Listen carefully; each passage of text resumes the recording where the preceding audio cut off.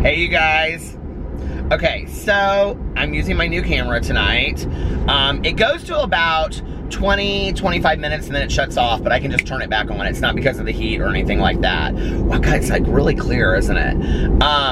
So I'm excited about using the camera. I was gonna bring my other camera because I didn't want the bottom of this one to get sticky. Because I put it on like this sticky pad. But I was like, you know what? I want to try this tonight and see how it goes, see if it's better, and then just get used to using this one. So,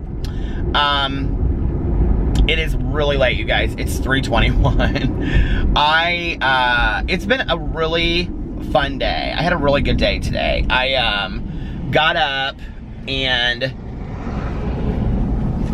the dogs had to go out, like they woke me up and they had to go out right away. So I ran downstairs and took the dogs out, and while I was sitting out there, I just kind of was like, it was interesting what happened. I just was kind of it was kind of misty outside. It was a little bit raining outside, and I just sat down on the patio while the dogs were in the yard and did my meditations and stuff, and just kind of was consciously talking to my higher power, and it just got me so centered. I had forgotten my phone. My phone was upstairs, and because I had just gone straight down to take them out. And then I gave PP his medication, and then I was uploading the vlog, and I have the heat on because I wanted to defrost the windows, but now it's hot in here. So anyway, I gave PP his medication, and then I was uploading my vlog, and just kind of was sitting there and just thinking about things and just kind of cleaning up the kitchen and whatever, which is it's gonna sound strange, but me kind of getting cleaned up and cleaning up the kitchen in the morning or straightening things up is always good for me. And so it was a good I would say 45 minutes to an hour before I even picked up my phone, which usually it's about 15 or 20 minutes after I've done my prayers and meditations and stuff. So then when I went and got my phone, it just was I was going through text messages and some emails that I had received, and I was so peaceful. I was it was the weirdest thing. I was so calm, and I was what do and it was funny because I was I asked myself what do you want to do today? Instead of I have these things to do, I was what do you want to do today? And so I gotta turn this off completely, the heat. I had a counseling appointment at 3 o'clock today, and I'm going to talk about that in just a second, but because it was a super powerful session with my counselor today. But I didn't really do a whole lot. I went and got a cup of coffee, and then I ran some errands, and then I came back and I changed real quick to go to my counseling appointment. And then I had my counseling appointment, which I'll talk about in a little while.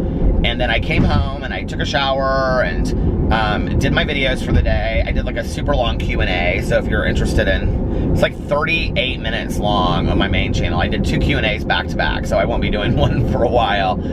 And then I went to the mall because I'm putting together my goodie bags or my giveaways, things that I'm sending out to the 2 winners. And so I am trying to get that stuff together so I can send it out before we leave for Connecticut. And I have 3 or 4 of the things I want to have. I don't know everything that I'm going to get for it. So anyway, and yeah, but it was a good day. And then Alex had texted me and he was like, do you want to watch the Pose season finale tonight, and do you want to watch a movie? We were going to watch A Quiet Place. And I was like, yeah, absolutely. And so I went and got us food and came home. And when I got back from going to get food and I went to the mall to get some things for my giveaway. And when I got back, he was there and he had fed the dogs and stuff. And so I cooked us dinner, can you believe it? We had light pasta and a healthier pasta. And then we watched Pose, and oh my God, you guys, that TV show is so good. It is so good. If you guys haven't watched it, you should watch it on cable, or download it or whatever. It's fantastic. And then Alex said, do you want to watch A Quiet Place or do you want to watch Ready Player One? And I was like, he knows I really, really want to see Ready Player One because I had read the book 2 years ago and it was my favorite book of that year. And so we watched Ready Player One, and I loved it. I have to say, it's a lot different than the book. The book is so incredible, and the story is so much more endearing in the book, because you don't, like, meet the characters early on in the book. Like, he doesn't find out anything about them till the very end. Like, they don't meet each other in person till the very end. And in the movie, it's different. I'm not ruining it for you, but, and then also, there's a lot more pop cultural references, because the guy's supposed to be kind of a Steven Spielberg, Bill Gates kind of type, and he, not the main character, but the guy that, like, designs the alternate world, the Oasis. And so, like, everything in it is, like, video games and the music and everything. I don't know, the book is just 100 times better, and that's not always the case, but with Ready Player One, I would say it definitely is. But that being said, like, if you watch the movie, it wouldn't ruin the book for you at all, because the book and the movie are completely different in how they end and everything. So you could watch the movie first and then read the book by Ernest Cline. It's so fantastic. But the movie is this is so weird to me. Like, I don't know how to explain it, because people are always like, is the book better than the movie, and vice versa and whatever. Like, the movie is good. Like, on its own, it's like, I was like crying. Like, I cried in the movie. It's like a really good movie. It just isn't a lot like the book. I mean, the premise is the same, but other than that, there's a lot that's different. But it's good. It's a great movie. And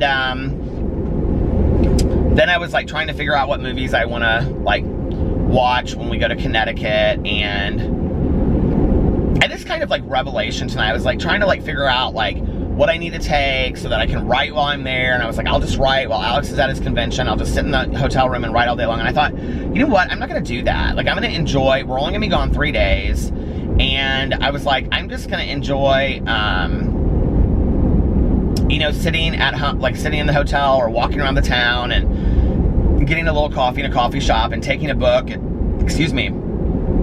and reading it, making my videos every day, because I love to do that, and then maybe doing some live streams and stuff. But other than that, like, I'm just gonna enjoy my trip. Like, I'm just gonna enjoy it, you know, and not feel like I'm pressed to have things to do, and just relax. And I'm really excited about that. So yeah, what was I gonna tell you about? There were some things I wanted to talk about. I can't remember what it is. I like have to look at the camera different now, because the clock's at the top right there instead of down. That used to be down below on my other camera. Oh, now it's hot in here.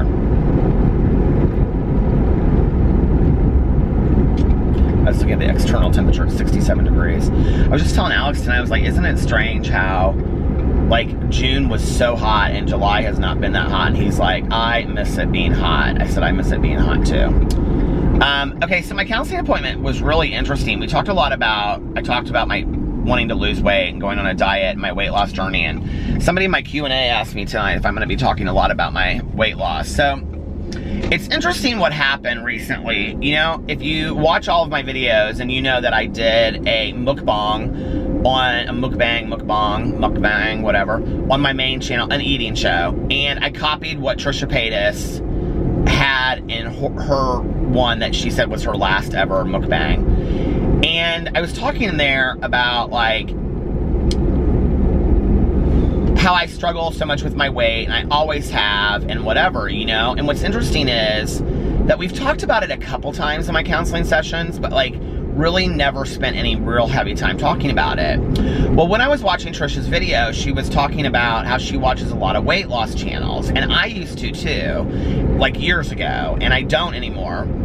So I immediately Googled, like, men's weight loss journeys, and, like, this guy, and there's one guy that's, like, he's been around forever, and his name, I can't remember what his name is, but his channel is Obese to Beast. And I actually found him on Instagram, and his story is, like, I mean, he was like 400 pounds and something. He's now like 160 or 180 or something, and he works out every day and whatever, and he's just really positive, and his videos are super, I don't know, they're easy to watch, and they're inspiring, you know, and it's just like him telling the story. Well, I found this channel, and I've talked about this on here, talked about, like, on all my channels, because I've been watching this kid's videos. With kid, he's like 25, and his name's Danny, and it's Danny Gets Fit And so I started watching his videos kind of from the beginning, because he had how he had gone from 312 to 100, he had lost 62 pounds and started his channel, and then he got down to like 180. He got from like 312 to 180. Well, recently, I would say in the last, let's say 6 months, he started to gain weight back. And a lot of people in the comment sections, and it was interesting watching this, because people always ask me, like, how do you deal with like the hate comments and whatever. And he said in his video, because he does a video explaining why he gained weight, and he said, I'm getting so many comments from people that are like not really, he didn't say hate comments, but basically people calling him out saying, hey, you're fat again, you've gained weight, And you can tell he's gained weight back, but not by any means does he look like super heavy. I mean, he looks like a really healthy, good weight, and I felt for him when I was watching it, because I think like at times in my life where I got super obsessed with working out and being really thin and being like, lifting all the time and stuff like that, that I was like constantly chasing that, and I just wasn't really super happy, if that makes sense. And so it was almost better for me to be 20 or 30 pounds heavier and content than to be chasing it constantly. I don't know. So, but he did this video, like I would say like a week ago, maybe, and it was called binge eating, something about binge eating disorder. And or maybe he talked about it in the video where he talked about gaining weight. And he talked in there about like, that he has this disorder called binge eating disorder. Well, I had never heard of this, honestly. I mean, honestly, like I had never heard of it. Like I had heard of people binge eating, and I binge eat, but I had never heard like somebody use it in those terms. And he was talking about a book that he read. I mean, he really educated on this video. So anyway, so when I went to my counselor today, we were sitting there talking. He's like, what do you want to talk about today? I was like, I don't really have a whole lot that I need to talk about. And he was asking me about my recovery stuff. And I was like, I mean, sometimes I check in with him about like things I'm working on with my sponsor or whatever. But I was like, I just don't have anything to talk about. And so we started talking about I was telling him that I was watching these videos, and he's just kind of sitting there with a smirk on his face. My counselor's so awesome. He's so funny. And I go, what are you smirking at? And he goes, why are these videos attractive to you? And I said, because like I relate to this guy's story so much, like, and he's like, how many different weight loss channels are you watching right now? And I said, I found about 6 to 7, 8 people that I've been watching. And I said, I'd say half of them are men and half of them are women. And he said, what's going on? And he goes, you talk about wanting to lose weight, but then we really never get into it past that.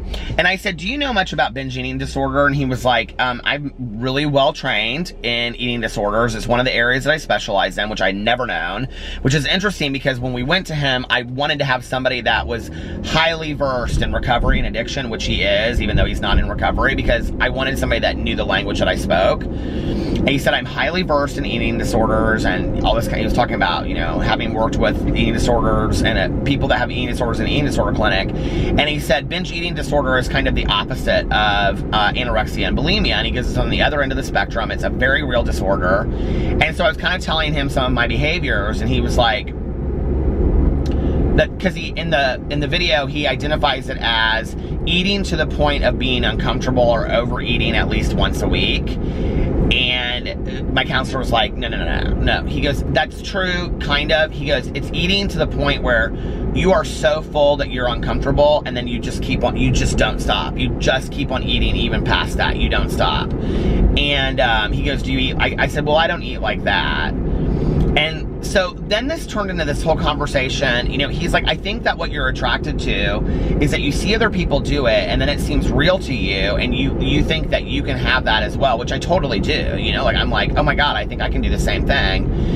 And it was so funny because I had shouted this Danny guy out, and then like he watched a couple of my videos, and he was like, he sent me a message, and he was like, my girlfriend's already a fan of your videos. And so I was like, all right. He like on my vlog the other day that I commented and I said something about him on there, he like commented underneath it. He was like, you can do this. And I was like, oh my God. And he coaches people to lose weight, which I think is really cool. Like I say, like turning your story, turning your wounds into wisdom, taking your story and doing something phenomenal with it. I think that's awesome, And he said something very interesting in there too, and I love this. He said,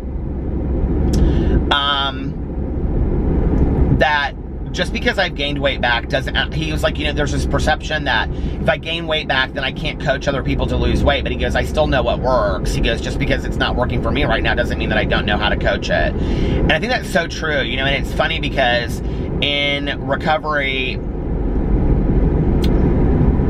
well, I'm like, I can't say that. That's a violation of traditions. But I was going to tell like a history story about somebody who was basically somebody's sponsor at the beginning. And that person did not stay sober in their life. But the other person who is really well known in a 12-step program, if you're in one of this 12-step program, you know what I'm talking about.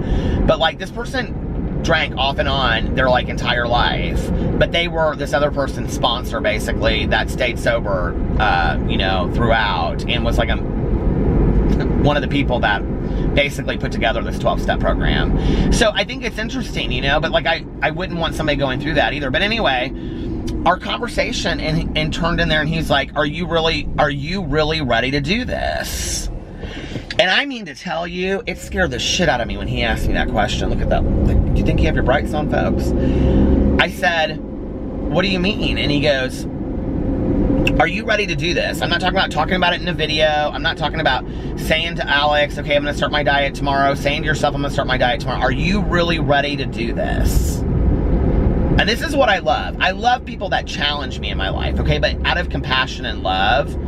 And I said, I'm ready to do this. And he said, okay. He said, then I think that where we need to start is we need to talk about your emotional attachments to food. And I said, okay.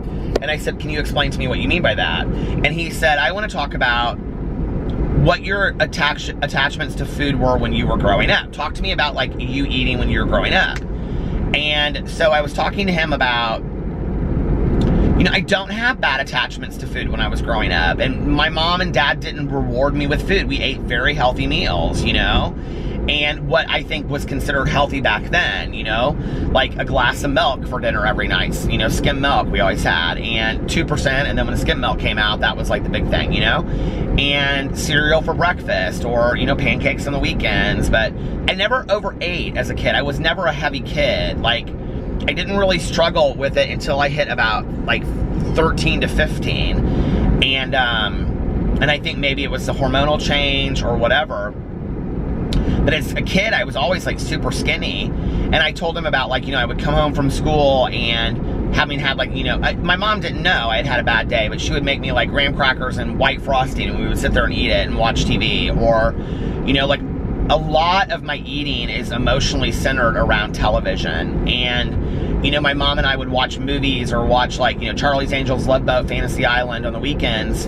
And she'd like make a pizza, and then she'd have like candy bars and, you know, popcorn and soda. And that was how we, you know, enjoyed our time together. And my mom was kind of a lonely single mom that didn't have a lot of friends, you know, because all her friends were married. And so it was kind of us on the weekends, and we would get, you know, have fun food together and make food together and bake together and stuff like that, even though she couldn't bake to save her life. But, I mean, that's what we did, you know, and I have a lot of emotional attachments, I think, to food. And then, like, with my dad, it was similar. Like, my dad loved to go out to nice restaurants. And trying new restaurants. He loved doing that. And, you know, either here in town or when we went on vacation. And I love going to restaurants. And, you know, as I was sitting there looking at it, he goes, well, do you think that food is safe for you? Like, food is a place that's safe. And I was like, oh my God. I was like, food is like my home. Like, that's where, like, and I was telling him, and I said, okay, I need to, like, all complete transparency. I go, just because I need all this out there, and this isn't something that I even thought I would ever share in here because it's just so petty. I said, for years, when we would watch RuPaul's Drag Race, we would always get Taco Bell, okay? And this last year, Alex had done the Optavia and lost weight, and he was like, I'm not doing Taco Bell when we watch RuPaul's Drag Race anymore. We would always get Taco Bell before RuPaul's Drag Race. And I said, okay. And I said, and like the first week I got it, and then after that I just didn't get it anymore because I didn't want to do that to him. And I told my counselor, I said, like, I was like in my head, like, I cannot believe that I like, we're not gonna like sit and watch RuPaul's Drag Race and have Taco Bell anymore. And he was like, so do you hear the emotional attachment that you have to food while watching TV? Which I do. I love to watch TV while I eat. I always eat while I'm watching TV. And I think it goes all the way back to my childhood, you know? And it's something very simple, but at the same time, it's needing to break that, you know? And he said to me, he goes, for us to work on this, he's like, you know, you're going to have to identify your emotional attachments to food, and then you're going to have to break patterns. Like, you're not going to be able to sit there always and eat, or, you know, while you're watching TV. He said, or maybe you need to, like, when we start talking about healthier food, like, limit yourself, you know, while you're watching TV and things like that. And so I said, okay, but here's the deal. Like, I'm ready to start my diet, like now. And he goes, okay. He goes, I don't think that's a smart idea. And I go, what do you mean? And he was like, well, you're going to miss a few steps if you just start. And I was like, what do you mean? He goes, Peter, it's very much like sobriety. He was like, you know, you wouldn't just jump right into a 4-step inventory. He goes, you know, you need to do step 1 and take a look at your powerlessness, and step 2 and step 3 about, you know, your spiritual beliefs and things like that. He goes, or you're not prepared to do a 4-step. He goes, if you don't discuss the emotional attachments that you have to food, and you don't sit there and talk about that with me or with your sponsor, and you don't look at all of that emotional baggage that you have attached to food, it's just going to continue to repeat itself. So yeah, you'll lose 10 to 20 pounds, but you'll gain it back. And he goes, and my belief is that in your life, you've continued to gain food over and over and over again, or you've continued to gain weight over and over and over again after you've lost, because I've lost weight, major weight at different points in my life.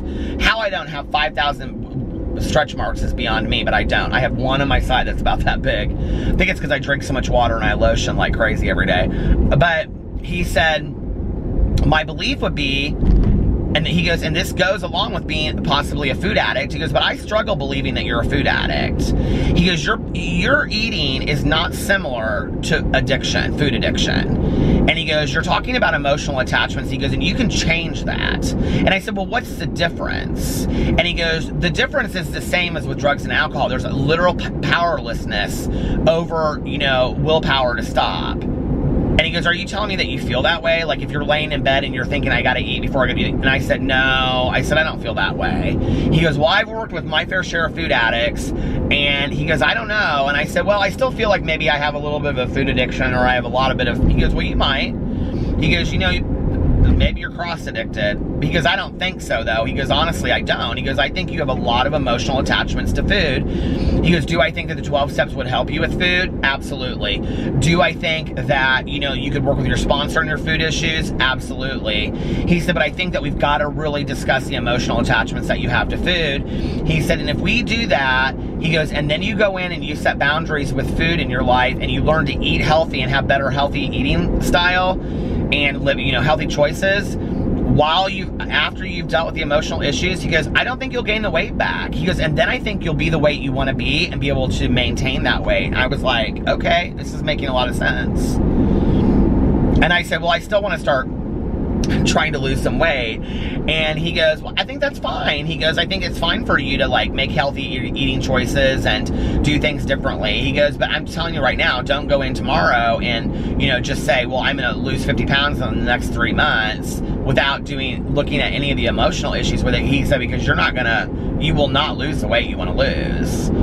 He was like, so I honestly like really don't know where it stopped, because I didn't even see it stopping. This camera is like so clear on the screen. But he was like, all I was talking about was, he said, you know, I think what we'll do is that we'll start, you know, working on these emotional ties that you have to food, and then at the same time you learn healthier eating traits.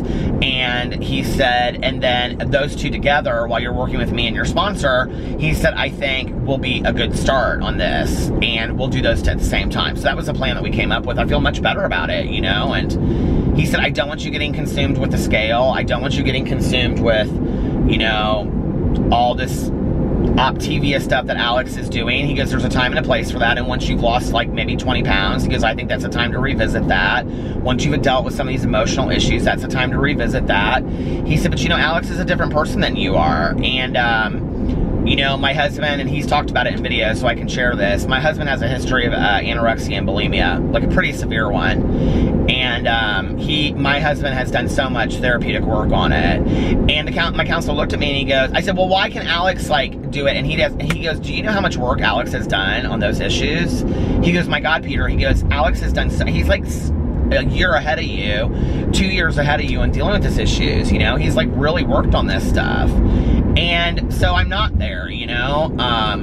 And when I was in high school, I had issues with anorexia and bulimia too. And bad issues with it.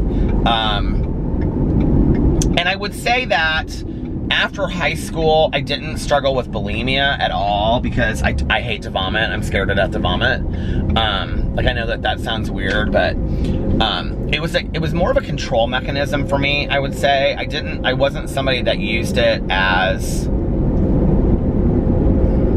I don't know if that makes sense, but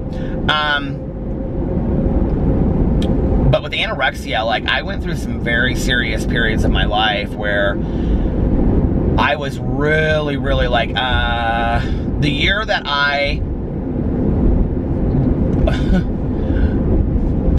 okay, so when my ex and I broke up in, what year would that have been? 2007, going into 2008, the year that my mom passed away. We got back from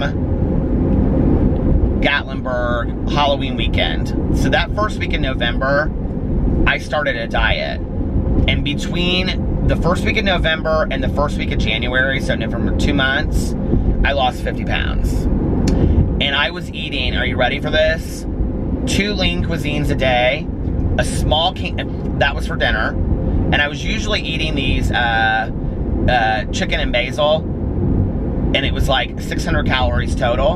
And then I was eating a small can of tuna fish, which I think was like maybe, let's say 100 calories, so it was 700 calories. A small, with some little like a 2-pack of crackers, saltine crackers, so what is that, you know, 5-10 calories, so that's, you know, 710 calories. And then I was eating, or drinking a V8 juice, like a little can of salt-free V8 juice, that was my lunch, and I had nothing for breakfast. So I was eating less than 800 calories a day, and, you know, my need to control that, like, I felt so in control in those moments. Like, after 2 weeks, like, I really had a hard time for the first 2 weeks, but after that, I didn't have any problems at all losing that weight. And to be honest with you, like, I don't know how I got out of that in a healthy way. But after the first week of January, I became a vegetarian. And, like, I had been a vegetarian before, and I became a vegetarian again. And I started, like, every day going to Whole Foods. And that would have been more when I left working at treatment. So that would have been the first week of February. So around the first week of February, I guess I kept that up until through January. And then the first week of February, so maybe it was 3 months, I lost between 50. I went from 245 to 175 over the period of about 4 or 5 months. But that February, I started going to Whole Foods every day. I literally was spending like $20 at the deli on food, $20, $30 in the deli at the food every day. I was eating well. I was eating healthy. I was getting all kinds of, like, you know, pasta salads and couscous and orzo salad. And I was getting these, like, corn and apple fritter things. I mean, not like fritters. They were like these, I don't know, I was eating healthy. I was eating well. I was drinking a lot of, like, homemade juices and green juices and things like that. And yeah, I was pretty healthy, you know? And I was working out too. So I was running and I was lifting weights. And I think at that point I was probably eating about 1,500 to 2,000 calories a day, which is still really not a lot when you think I was probably burning about 6 to 8. I can remember I would do, like, the Stairstepper, the Stairmaster thing, and I would burn about 600 to 800 calories a time doing that. And I did that every night. Every night I did that. But I felt healthy. I was drinking, that's when I started drinking so much water, just constantly drinking water. And But I also felt ruled by the number. I felt ruled by the calorie number, and I knew that it wasn't healthy, and I didn't want to eat like that anymore. I knew it wasn't good for me. And at that time, that was before I stopped going to meetings for a while. And so, you know, I was talking to my sponsor about it, and my sponsor at the time was like, this is not good. This is not healthy. I don't know that I really, like, if I, you know, like, I think there are people out there that have, well, I know there are people out there, because my husband's one of them, that have had long periods of true bulimia and anorexia. I think for me, it was more of like, this sounds so weird. This sounds so, I just feel like it was a tool that I used to lose weight, like a super unhealthy tool.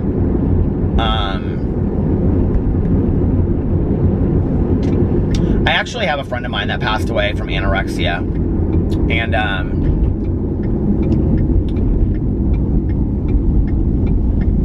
when, like, Alex and I would get together, like, when Alex and I first got together, he knew that, but, like, you know, like, he would make, he jokes about stuff. He wouldn't joke about my friend, obviously. Alex is 100 times more compassionate than that. But, like, if we would go out to dinner with friends, like, my husband dealt with anorexia and bulimia, you guys, I mean, for a very long time. Oh my God, my battery is low? I charged it all day. It is always a constant camera issue. Anyway. Alex would make some slight, you know, off-handed, or he'd make some just kind of slight, you know, thing about his anorexia. He would like, make fun of his own anorexia. I'm gonna say bye now, because I've never used this camera where it just shuts off. So if it just shuts off, I want to say goodbye now. I'm sorry, and I will see you guys tomorrow. I love you. But he would make little slight jokes about, like, well, when I was in high school, I would just throw it up. And I would say, Alex, I don't think that's funny. Like, you know, like, I take this shit very, very seriously. I just don't think it's funny at all. And then he started changing, and, you know, he would say to me, like, I joke about it because I don't know how to talk about it. And then we would have these very serious conversations, and he would cry, and he would say, you know, like, I've just always struggled with my weight. And so, you know, he started doing work on it. And then when we got in counseling, he did even more work on it in the last 2 years, you know, and it's not an issue for him today. It just isn't. And he talks really openly about it with people too, and about how scary it is, and, you know, that it can affect your hair and your teeth and things like that. And I think that's why he's, like, so proud of his teeth today, you know, like, he takes such good care of his teeth, you guys. Like, each quadrant he brushes with an electric toothbrush every night, you know, gets his dental checkups, you know, he's so proud of his teeth. And I think that was one of the things, because at one point his teeth were starting to get a little damaged from, I don't know, it's just, we all got stuff, you know, and I think that when we look at it, and you look at all this stuff that we have, unless you have mental health issues that are, you know, beyond your control, and what I mean by that is that they're, you know, other than, you know, talk therapy, psychiatrists, like, I'm talking about schizophrenia and things like that. I mean, nobody can help that. But with addiction and eating disorders and things like that, there is help out there. There are things that we can do to help us. And, you know, I don't want to be tied to that stuff anymore. And if I have any kind of eating disorder that exists today, I know I have body dysmorphia. I know I do. Because when I look in a mirror, honest to God, you guys, like, I looked in a mirror today, and I was like, before I left to go to the mall, and I was like, you look really pretty thin today in that t-shirt. And then, like, I like, was taking a picture, and I kind of, like, turned, and it was like one of those live, you know, like, live on pictures on iPhone, where, like, when you like hit it, it, like, turns. And I saw my side, and I was like, oh my God, you are huge. Like, you are huge, Peter. Huge. And I sometimes don't think of myself that way, because when I look in a mirror, I don't see that. I see a tight jaw. The vlog, every day that I have to pick a thumbnail for this vlog is very difficult for me, because in this car driving around, this seatbelt is always, like, pushing, you know, my chest up, and it's uncomfortable at times. My face looks very heavy. You know, I really see myself on this vlog as I really am, and I'm not happy with that. So I feel good today because I feel like I have a direction that I'm going that is understandable to me, that I feel like I don't have to be ruled by this, and that there is a solution that I'm working towards, and I'm excited about that. And I also hope that at some point I can offer people hope, you know, and say, it's not just about drinking Slim Fast shakes. It's about understanding why you eat the way that you do. And what's so weird is, like, it's not like I didn't know that. You know what I mean? Like, it's not like, I mean, shit, I was a counselor, you know, for 20 years. It's not like I didn't know that people that have food issues are attached to it. I think to some degree, I was scared to ever look at it. And he did say to me today, he goes, Peter, you know this. He was like, you're in a 12-step program. You've been in a 12-step program for 23 years. He was like, you've worked in addictions fields forever. He goes, you know about this stuff. He goes, like, why do you think you don't know it? And I just kind of looked at him and he goes, do you think that you're afraid of actually taking a look at what this stuff is all about? Because once you do, then you have to do something about it. And I was like, yeah, that's exactly what it is, you know? And I think that there's truth to that, you know? He said, you know, we talked about my mom and that my food is a tie to my mom. And that maybe I'm afraid to give up food because once I do, it's like me finally moving on from shit from my mom. And he threw out so many different things that I thought were so pertinent. Okay, it shut off. So it says the battery is done. I need to charge the battery. I turned it back on really, really quick.